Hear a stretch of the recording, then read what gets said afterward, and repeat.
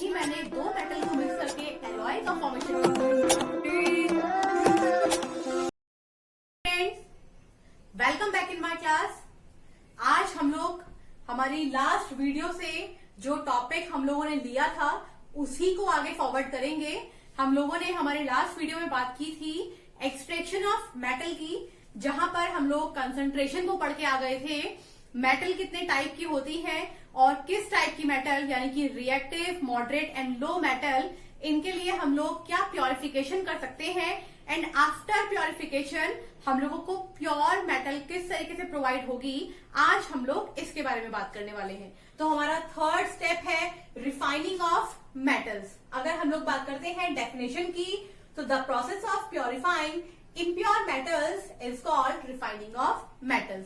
हम लोगों ने दो स्टेप में ओर्स के अंदर से इम्प्योरिटीज को तो निकाल लिया है, लेकिन कंप्लीट हमारा मेटल जो है वो प्योर स्टेट में आ गया है, ऐसा पॉसिबल नहीं है। तो उसके लिए हम लोग उस मेटल की रिफाइनिंग भी करते हैं। हम लोग बात करते हैं रिफाइनिंग की, तो उसकी एक बहुत फेमस प्रोसेस है जिसको हम लोग कहते हैं इलेक्ट्रोलिटिक रिफाइनिंग।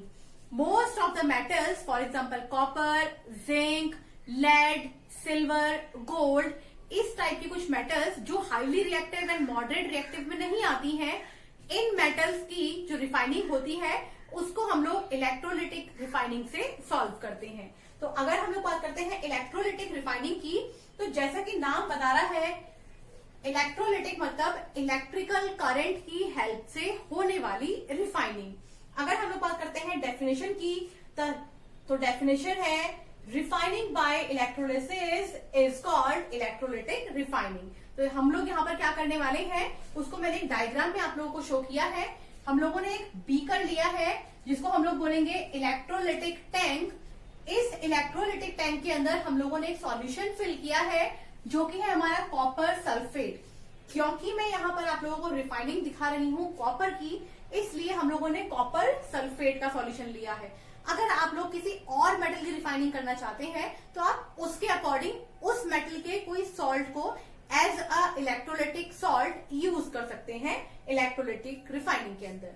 अब हम बात करते हैं इलेक्ट्रोड्स की। तो यहाँ पर दो इलेक्ट्रोड्स हैं, एक है हमारा एनोड और एक है हमारा कैथोड।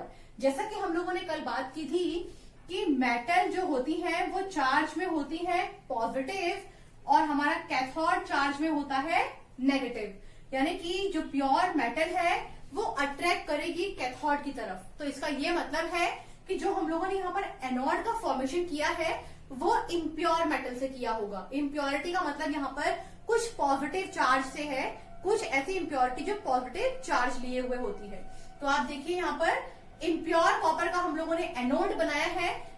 एनोड की थिकनेस जो है वो ज्यादा है as compare to the thickness of cathode. इसका रीजन ये है कि एनोड पर मेटल तो है लेकिन साथ में कुछ इम्प्योरिटी भी है। जैसे ही हम लोग इलेक्ट्रोलिटिक रिफाइनिंग को स्टार्ट करेंगे by the help of electrical charge, हमने यहाँ बैटरीज को बनाया है जो पॉजिटिव से नेगेटिव टर्मिनल की तरफ करंट को फ्लो करेंगी, और जैसे ही करंट फ्लो होगा इस सॉल्यूशन के अंदर से, यहाँ से मेटल शिफ्ट करने लग जाएगी कैथोड की तरफ। यानी कि एनोड से जैसे ही करंट हम लोग फ्लो कराएंगे, एनोड से मेटल शिफ्ट करने लग जाएंगी कैथोड की तरफ। अब आप देखिए कैथोड हम लोगों ने बनाया है थिन प्लेटेड कॉपर का, कैथोड हमने बनाया है प्योर कॉपर का, वहीं एनोड हमने बनाया है इम्प्योर कॉपर का। जैसे ही इलेक्ट्रोलिटिक रिफाइनिंग हो रही है, यहाँ से मेटल शिफ्ट होती जा रही है हमारे कैथोड की तरफ। साथ में अगर मेटल शिफ्ट होगी तो जो साथ इम्प्योरिटी है वो कहाँ जाएंगी, तो वो इम्प्योरिटीज इस टैंक के अंदर धीरे धीरे प्रेसिपिटेट की फॉर्म में नीचे बैठ जाती है। तो ये हमारा एक्सप्लेनेशन था इलेक्ट्रोलिटिक रिफाइनिंग डायग्राम का। अब जब हम लोगों ने यहाँ पर दो इलेक्ट्रोड की बात की है, तो उन इलेक्ट्रोड के अंदर रिएक्शंस भी होती हैं जिसको हम लोग समझ लेते हैं। अगर बात करें एनोड की, तो वहां पर होती है ऑक्सीडेशन रिएक्शन।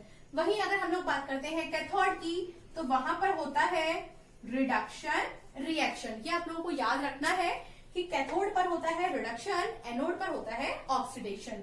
रिएक्शंस को देख लेते हैं। यहाँ पर कॉपर के ऊपर है 2 पॉजिटिव चार्ज। अगर यहाँ कॉपर पर 2 पॉजिटिव चार्ज है, इसका मतलब यहाँ कॉपर फ्री स्टेट में नहीं है और ये इम्प्योरिटी के साथ है। जैसे ही ये अपने को 2 इलेक्ट्रॉन और गेन करवाएगा, इसके ऊपर क्योंकि यहाँ पर इलेक्ट्रॉन पे नेगेटिव चार्ज है और इसके ऊपर पॉजिटिव चार्ज है, माइनस प्लस कैंसिल आउट हो जाएंगे और हमको प्योर फॉर्म मिलेगी कॉपर की। वहीं अगर हम लोग बात करते हैं एनोड की, तो एनोड के ऊपर कॉपर हमारा फ्री स्टेट में है। जैसे ही हम लोग उससे 2 इलेक्ट्रॉन लॉस करवाएंगे, क्योंकि एनोड से हमारे मेटल शिफ्ट हो रही थी कैथोड की तरफ, तो ये जैसे ही 2 इलेक्ट्रॉन को लॉस करेगा वैसे ही ये आ जाएगा कॉपर की +2 वैलेंसी में। तो ये हमारी रिएक्शंस हैं एंड डायग्राम है इलेक्ट्रोलाइटिक रिफाइनिंग के। तो आज हमने कंप्लीट किया है टॉपिक एक्सट्रैक्शन ऑफ मेटल का। अब जब हम लोगों ने मेटल को एक्सट्रैक्ट कर लिया है और अलग अलग मेटल हमारे पास आ गई है, तो अब हम लोग एक और टॉपिक के बारे में बात कर लेते हैं जो कि है एलॉयज।